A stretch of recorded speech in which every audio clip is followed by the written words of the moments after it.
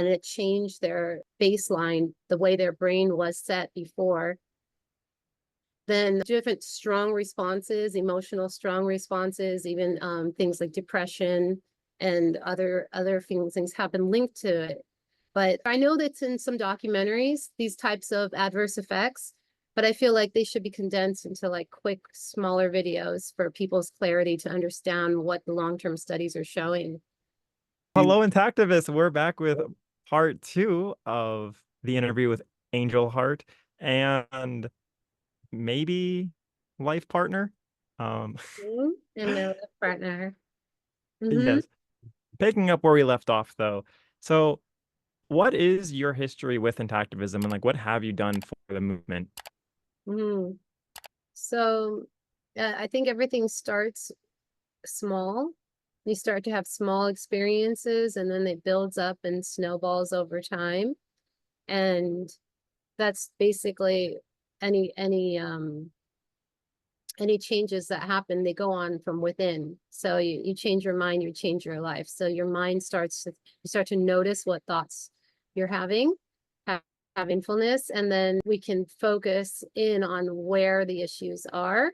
And that's what I've been learning to do with intactivism, because I've tried many different methods with it over the years. I'm going to say I've learned of intactivism. It was about 3 years ago. And then slowly over the years started to become aware that there was actually more of a movement going on, so I could partake in it, because already in my personal life, I had learned that it was something that just from many experiences. And I learned that it was one of the things that is like, it's just like the documentary, that the elephant in the hospital, when there's a big elephant in the room and people aren't talking about it, everyone's acting like it's okay, it's no big deal, like it's something that has just been happening. And but yet there's all of this unethical trauma and problems that come from it that are being swept under the rug. And then the people that are trying to point it out get either abused in some way, fired even, or ridiculed, if not supported outright. A lot of people will outright support and they'll see, oh yeah, that's obvious, that's wrong. But a lot of portion of the population, they have sort of brainwashing that it's something that's good, and they have a lot of reasons of why they think that it's something that's good. So I've been on the path of seeking what is the best way to get out there to help the movement. And I thought my personal story would be helpful, but also there's so many, I see so many people out there with these stories, and I don't know where and how it can get to the right places to make the right change. It seems like that we need to be doing more studies, because the people will pay attention to studies. There's a lot of data out there of all the different long-term issues that can be developed all around the world in different cultures. And the issue I touched on yesterday previously was the issue with shame, and how if people are ashamed of to even talking about sexuality, if there's that's probably one of the biggest hurdles to helping make changes, is have people have a lot of shame around it, just as a culture, because it's like it was normalized and people were doing it to each other. And then when somebody does it to you and then you do it to somebody else, and then somebody comes and tells you, hey, it's not good, it feels like a big wrench sometimes for people.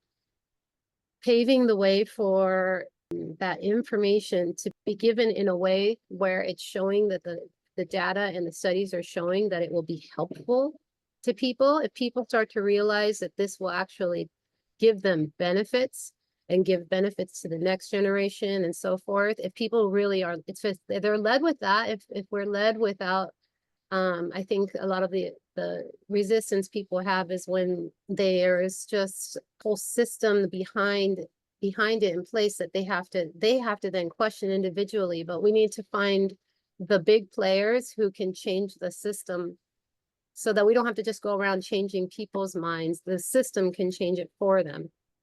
Okay. So you were talking about last time about Eastern medicine, like China and India, about how infant circumcisions are just not done and they reject these practices. Um, Yes. so why is it that it's still legal to circumcise babies in those countries where they're where it's not for medical benefits? Hmm. Well, the India, for example, is the place that it's not common at all, and because of the practices that they have, the belief that the whole body is divine, and the whole body is an instrument to connect us with the whole. So if connecting from the individual to the whole and experiencing awakening, experiencing, that's where Tantra and the Kama Sutra come from, divine sexuality, making love and being able to experience pleasure within your body is a path towards enlightenment. And it's a big part of those practices. So removing any part of your body, an organ, especially sex organ, would be antithetical to that belief system, because it has a purpose, and especially a purpose for pleasure, but also a purpose for longevity, because the foreskin provides protection over the glands so that when throughout intercourse, there's more smooth motion, and also there's less friction for the female, and then they can last longer. They can make love for hours without problems for that, like that is common with circumcision. So that's what is really well known. And so when it's really well known when you're in that community, and it makes total sense, but there's not a lot of people know the difference. So that's why a lot of people who are cut, they don't know what it's like to have a foreskin and make love with the foreskin per se, unless they were restored. But my personal experience was with working within that community for 7 years, the tantric yoga community, and finding out how many of this knowledge of in the United States and in the rest of the world, this concept of making love for spiritual reasons it was a little bit, there was some disconnect. And I think that has a lot to do with the fact that there was a lot of males circumcised in this culture. And it's a different, it's like, if it's not talked about, how it can be, like people can heal it for themselves, and they can be amazing lovers and amazing partners. It's just that if they were emotionally or intimately affected, the way we spoke about how it's completely unnatural for a newborn to experience that much pain and trauma for in a removal, forced theft of their body part. And then some men can get through it. Some men can still become everything that they really are. And some men might have adverse effects that could affect their thinking. It could affect their emotions in ways that it wouldn't have if it hadn't happened. Some men have a very difficult, I've seen certain studies about this. They have difficulty with addiction with adrenaline, like addictions with adrenaline. They might be thrill seekers, because from so early that happening to their brain and their body, it can make them have a different response, a stress response in the world as they get older. And they might just think, this is the way I've always been, this is who I am. But if it happened when they were only within a week old, or as a child, and it changed their baseline, the way their brain was set before, then different strong responses, emotional strong responses, even things like depression and other things happen linked to it. But I know that's in some documentaries, these types of adverse effects, but I feel like they should be condensed into like quick, smaller videos for people's clarity to understand what the long-term studies are showing. Babies react Okay. to extreme exposure at such an early phase in coming out of the womb. And then add, say, such an added experience on top of that as one that rabbi are pretty disgusting with. And it is well publicly known what they do with their mouth on that baby after they cut it. That's sick. Yeah, there's all these practices where it's essentially adrenochrome. The baby is cut and in pain and crying and screaming, and then they would just suck out the blood. And then they say some of them they spit it out, but they still, it's like intaking blood that has adrenaline, a lot of adrenaline, naturally like running And through stem it. cells. And stem Lots of 'em. cells, lots of stem cells, as we know, the foreskin and then and infant babies' blood and all of that. It's very, if people start to see I guess the demonic side of the practice, then they will understand. But there's all these people I guess, well, in certain religions, they just see it as there's a huge fight going on. I just really feel positive about intactivism.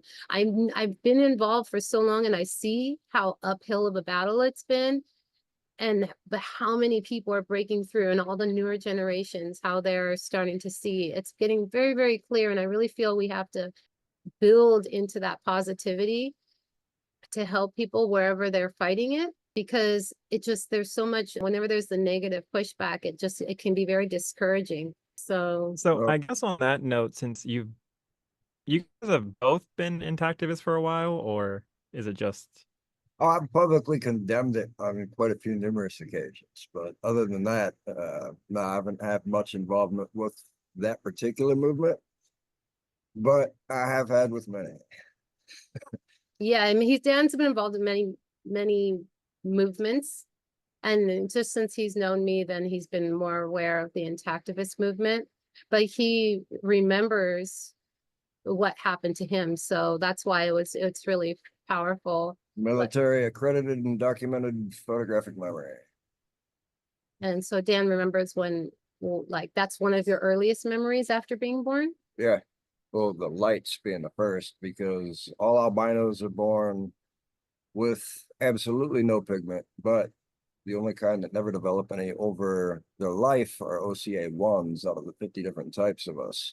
But with OCA2 albinism, I can slowly develop a superficial pigment response, but it's extremely painful and entails a lot of burning from the sun, and it's superficial, so it doesn't protect us any further from further burning. So when you were born, the bright lights of the hospital were even more strong for Yeah, you was the than for an first average intense person with pigment. memory was the light, the phosphorescence, which can literally sunburn our skin when we're that sensitive still to it, And then you just remember, and burn our eyes, yeah. at Eh. least before those develop any pigment. Okay, but the fact that you remember your circumcision is actually very uncommon, because that's one of the arguments a lot of people throughout time used, is that, oh, they won't remember it. Yeah, right. If you got a photographic memory, you don't have that luxury. You don't forget shit. so from your experience, like how was it? Like did they numb anything? No, just drew it and sliced. So on a scale to 1 to 10, how painful was it? Being the first intense, uh, retainable pain, probably an instant introduction to a 10 right off the rip, or actually likely closer to a 14 on that scale. And That's wild. you were just like a day old, and Oh, I know pain. I've got replacement synthetic body parts. This hand was blown open like a baked potato, destroying 4 of the bones with the shrapnel ripping through them when I cracked the chemical composition, the RDX, to produce Semtex added to C4 back when I was like 15 or 16. That's one of the reasons the Army really wanted me. I'm wondering Teach them how to make Semtex. how to get you to stop When prior to disappearing. that, only one corporation in the world knew its recipe, and they would only produce 60 tons of it a year, no matter what government was trying to buy it. And that was Explosia out of the Czech Republic. Okay, so for clarity, then yes, I think what was notable, what I wanted to say was what happened with his experience of the pain. In addition to 16 lightning strikes over my life, Oh, no, ailment for Dan, stay focused, showers, finish one. The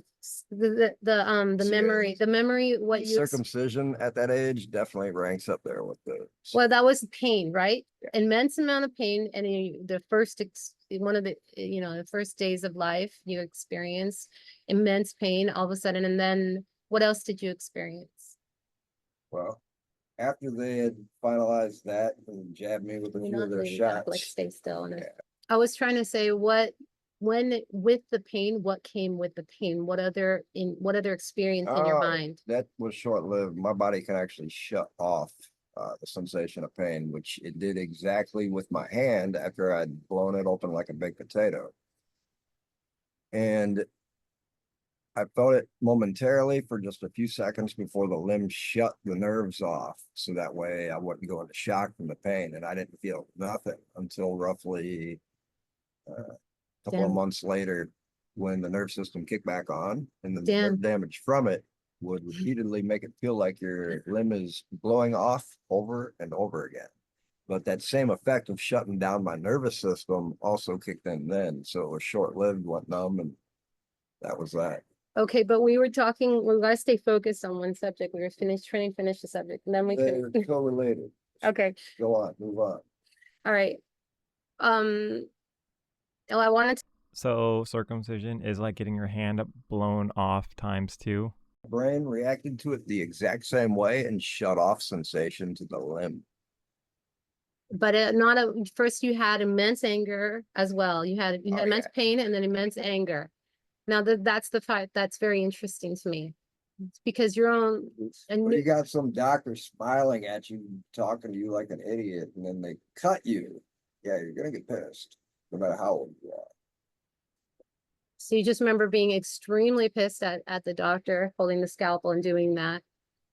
And to me, that is interesting because just for you as a person, I feel like I've seen a pattern over my lifetime of like that powerful experience. It makes men that have gone through it, it makes them different. Every man is different, however it affects them. But I think some men, they have extreme propensity to angry reactions. They might be able to go from 0 to 100 and it's more natural for them than, or even if it's just a lot of rage, they could be holding it in for a long time and then it can come out a lot in different ways. Again, it's not only rage, but it's like that buildup of adrenaline that could cause and stress hormones. And it can cause it causes in the future all around the world in places like Africa and places in Israel where they do circumcise, wherever they do, it can cause problems in intimacy later within that emotional container of a relationship whereas there's like an irritation, anger built into the brain and the body in connection to their sexuality that wouldn't otherwise be there. So healing that, finding a way to help people repair and become aware of like returning to their original state, which is without the stress, without the intense anger or pain reactions. At their original state, their baseline. We want your baseline to return to a peaceful, happy one that is comfortable and not in any danger.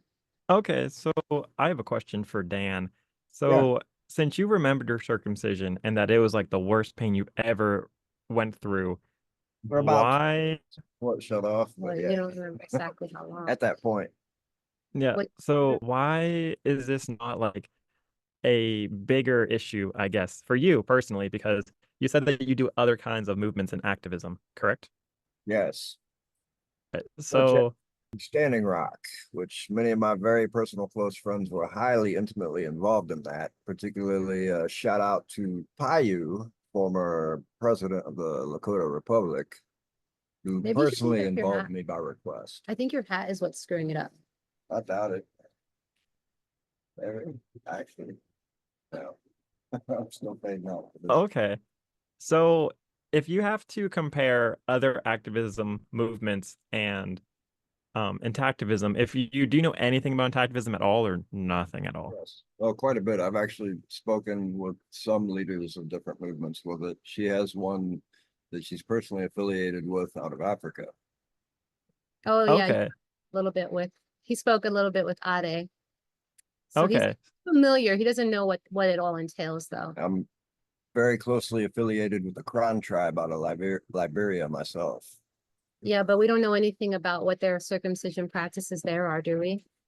It's still attempted to push, but the thing with Liberia is a lot of the religious remaining is voodoo. But the thing with voodoo's adaptation to the forced push of Catholicism into the lands was reassigning names of saints and other figures in Catholicism to actual figures in voodoo or Hagao. So Okay. it's an illusion and appearance only. Okay, They're not Okay. particularly fond of it, but it is pushed on them. okay, I so. see. So to circle back to your original question of what I have been doing for intactivism, it's just I'm a doula, so I have done training to help mothers with the whole birthing process and providing them information so they can start to make their own informed decisions based on what's available and what they envision for their own self. And I've found working with different people, there's some people who it's very helpful, so helpful, comes right out of a time when a lot of mothers are very vulnerable and easily swayed by people telling them what to do. And that's when the intactivist information needs to become available. And I've been always trying to seek more and more ways for it to become more spelled out, because I don't know why for some people it's such a hurdle for some people to just grasp. And so that's why I'm looking forward to the future and what can be done to make things even simpler. But a lot of it's like a support system. People need a support system, and because usually there's a lot of people involved in a family and why they're making those decisions. So, but that's one Oh. area that I've been working. So I've been able to help a lot of moms make the decision over time, and close friends whenever I did, was able to help people. What you got there? Okay, guys, that was Angelheart and her family part 2. If you know what Dan had in his hand, let me know down in the comments. Guesses are totally allowed. It will be revealed in part 3. Let me know your thoughts by commenting down below. Please give this a like to push Angel's message further, and subscribe so you don't miss part 3 of her interviews and other interviews that we are releasing every week. Thank you for watching. Bye!